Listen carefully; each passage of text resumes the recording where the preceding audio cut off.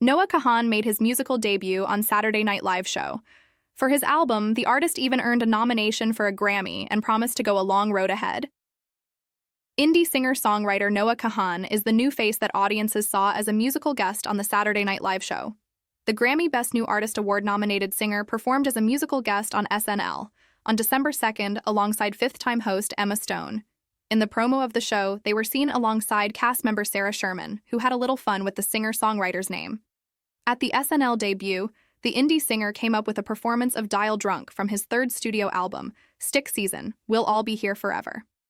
He released a shorter version of the album last year, but in June, he added 7 more tracks to it, and Dial Drunk was among them. Noah Kahan is a nominee for Best New Artist at next year's Grammy Awards, as he has even performed several songs from the updated Stick Season during a sit-down with Rolling Stone back in January. His album went on to earn the Vermont native a Billboard Music Awards nomination for Top Rock Album. The New England-raised singer-songwriter isn't exactly sure how he got here, as he has been selling out stadiums and arenas by performing pretty much non-stop for the better part of the last few years. I've definitely gotten to a place of complete surrealism where I feel like I'm living in the Truman Show or something and everyone is playing a joke on me, said Noah Kahan said in an interview. It was his third album, Stick Season, which made him the next big thing as he even reached #1 on the Billboard Rock and Alternative Album charts this year.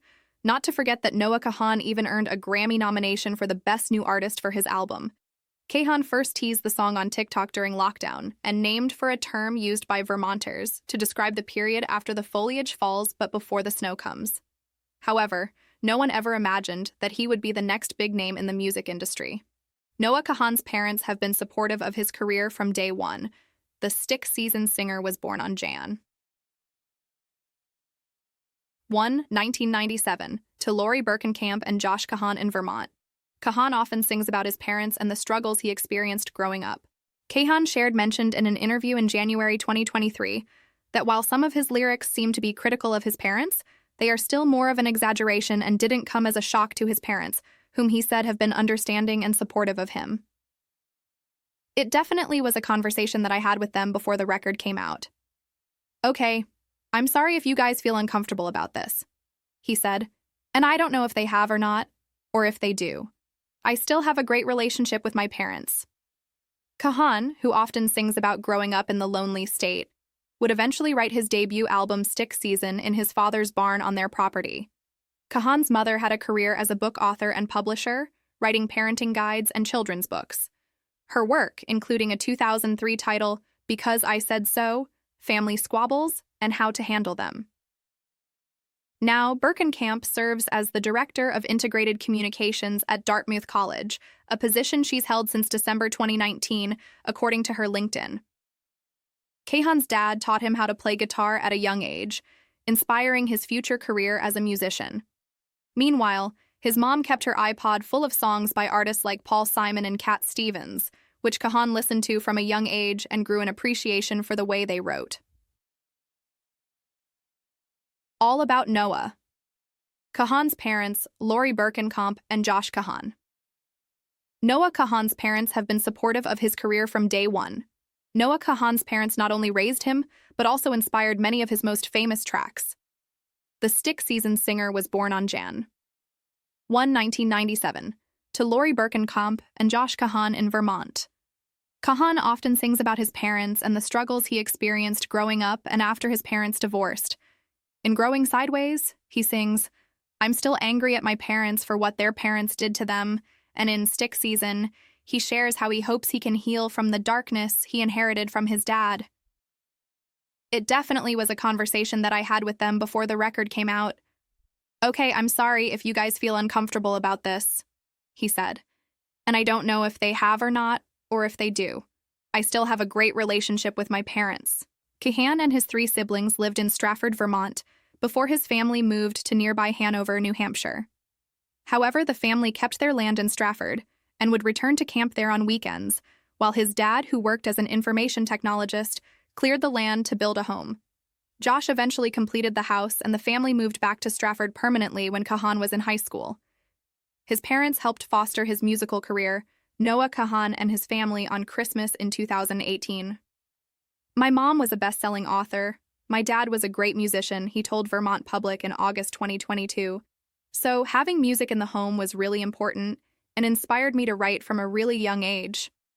As a writer herself, Berkenkamp also helped give Kahan constructive criticism when he first began writing music as early as 8 years old. I would play the songs for my mom, and she would give me pretty good criticism on them, he said. She was never mean or too harsh, but she would be like, yeah, this is why you need to fix this, or I don't like that one for this reason, or I like this for this reason.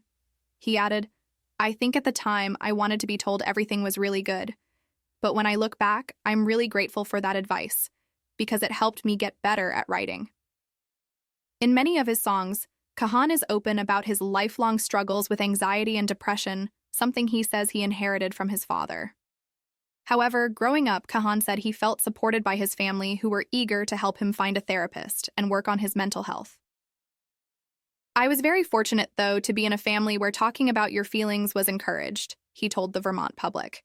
Where seeing therapy was encouraged. There was a really positive environment in my household around a conversation about mental illness, and that helped me never really feel that discomfort around writing about it. Kahan added that his parents' acceptance of his struggles and encouragement to seek help made it more natural for him to write about his experiences down the line. While the COVID-19 pandemic was underway in March 2020, Kahan decided to move back home to his family's place in Vermont. Kahan said his emotions greatly impacted his music at the time, especially since he wasn't going to therapy. It was hard to talk to both my parents about it because they're obviously biased, he said. You know, they're going through it in a bigger way than I am.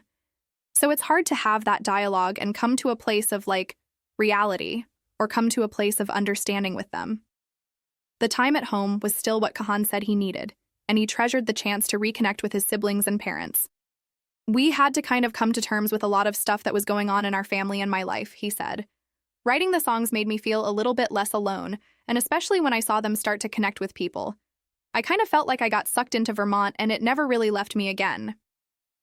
Kahan's 2022 album, Stick Season, touches upon the most vulnerable parts of his life, including his mental health struggles and his family life. However, his parents don't mind. Rather, Kahan thinks it only helped their relationship. In Stick Season, he sings, "So I thought that if I piled something good on all my bad, that I could cancel out the darkness I inherited from Dad." In a January 2023 episode of the Song Exploder podcast, Kahan explained that the lyric had to do with both his parents' own struggles, but especially his dad's. Though some pointed out that it could be awkward to sing about such personal things, Kahan said he felt a responsibility to do so. I felt like I had a responsibility to sing about that, so that maybe people could relate to it and feel like they're being understood in their own experience through my songs. So it was important. It helped me process it. And hopefully it's helped other people going through that. You know, in a lot of ways, I think maybe my parents, through my songs, heard how I was feeling a little bit. Please don't forget to like and subscribe.